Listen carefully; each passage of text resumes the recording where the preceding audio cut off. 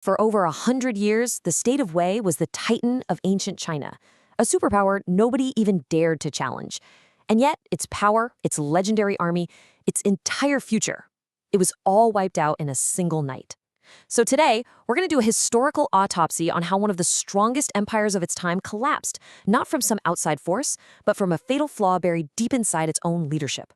You know, this ancient proverb pretty much nails the story we're about to get into. It's a warning that the State of Wei just tragically ignored. See, their fall wasn't just a military defeat. It was the result of an entire empire being blinded by emotion. It set the stage for a total catastrophe, one fueled by greed, by hatred, and, oh yeah, by resentment. Okay, so let's get right to the core of the problem. The State of Wei was the dominant middle power. We're talking the most fertile lands, the most feared army on the planet. They had it all. But under all that shiny armor, a bunch of weaknesses were festering, just waiting for someone to come along and exploit them. And a really key idea here is something called toxic honey. Wei was completely addicted to conquering the Central Plains. Sure, the land was rich and fertile, that's the honey, but it was a strategic nightmare. Every single victory they had there created more enemies than allies. It just drained their resources and left them isolated.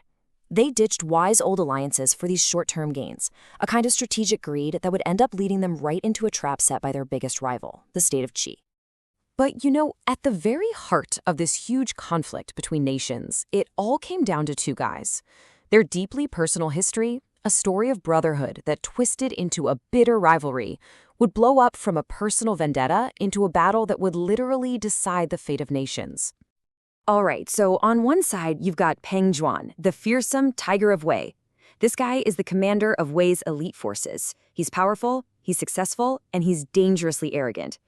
And on the other side, we have Sun Bin, the crippled genius of Qi, a master strategist whose brilliance was maybe only matched by his burning desire for revenge. And here's the kicker. Pang Juan and Sun Bin weren't just rivals. They were once brothers in arms. They studied under the exact same master. But Pang Juan, totally consumed by jealousy and terrified of Sun Bin's superior talent, betrayed him. He had Sun Bin arrested on bogus charges and then did something just horrific. He had his kneecaps removed, crippling him for life. That act of brutality didn't just create an enemy, it forged an adversary absolutely obsessed with vengeance. And all of that whole brutal history, it leads right into Sun Bin's master plan. See, he knew he couldn't beat Pang Juan with brute force, no way. Instead, he designed this brilliant psychological trap, a weapon aimed squarely at his rival's greatest weakness, his massive, unchecked ego. So, what was Sun Bin's weapon of choice? Something called the reduced stoves strategy. It was an absolute masterstroke of psychological warfare. He knew that the Wei army, and especially Pang Juan, had this deep-seated prejudice. They believed the soldiers of Qi were just a bunch of cowards. So Sun Bin decided, okay, I'm not just going to play into that prejudice, I'm going to feed it until it completely destroys him. Okay, so check this out. Here's how it worked. As the Qi army pretended to run away, on the first night, they lit enough cooking fires for 100,000 soldiers. The next night, only 50,000. And by the third night, just a measly 20,000. To Pang Juan's scouts, the data was undeniable. The enemy army wasn't just retreating, it looked like it was completely falling apart. And Pang Juan? Oh, he swallowed it hook, line, and sinker. He actually laughed, totally convinced that the Qi soldiers were deserting in massive numbers. And in his arrogant haste, he made a fatal mistake. He abandoned his elite heavy infantry, his main fighting force, and just surged ahead with only his light cavalry, racing to chase down what he thought was a ghost army and claim a glorious victory.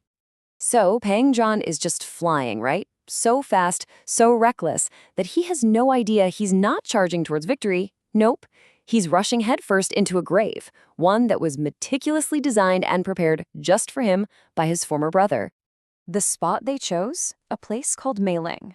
And it was, for all intents and purposes, a perfect kill box. It was this dangerously narrow valley, flanked by dense forests and steep ridges. The path was so tight that an army would be forced into a long, thin, totally vulnerable line. Sun Bin was literally turning the terrain itself into a weapon. And for the final touch, this part is just chilling. Sun Bin had his soldiers find a huge tree right along the path. They stripped its bark and carved a terrifyingly specific prophecy right into the white wood. Pang Juan dies under this tree.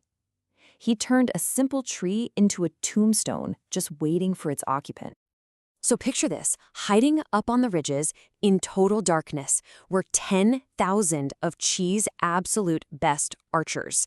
They had one very simple instruction: wait for a light to appear in the valley below, and the moment you see it, unleash every single arrow you have at that light. As dusk fell, Pang Juan and his cavalry rode into the valley. He sees this strange white tree and gets closer. He can't quite make out the inscription, so he orders someone to light a torch. The moment that flame flared up, it didn't just illuminate the words that sealed his fate, it also became the signal for his own execution. 10,000 arrows rained down from the darkness.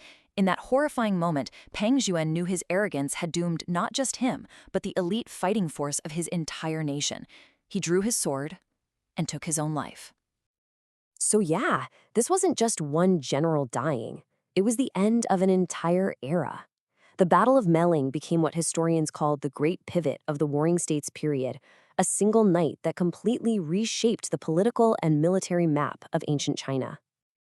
I mean, the immediate result was just devastating.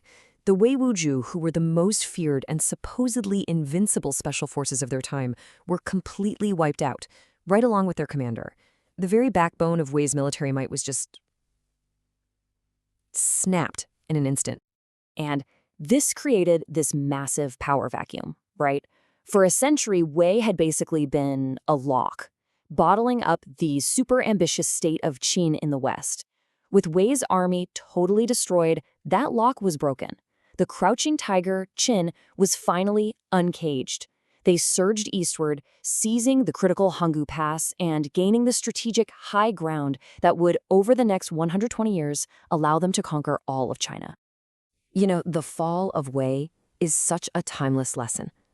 Pang Juan saw data, fewer cooking stoves, and he interpreted it through the lens of his own arrogance.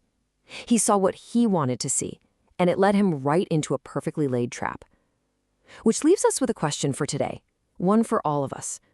When the pressure's really on, in a high-stakes moment, how do you make sure you're seeing the facts for what they really are, and not just what your own biases want them to be?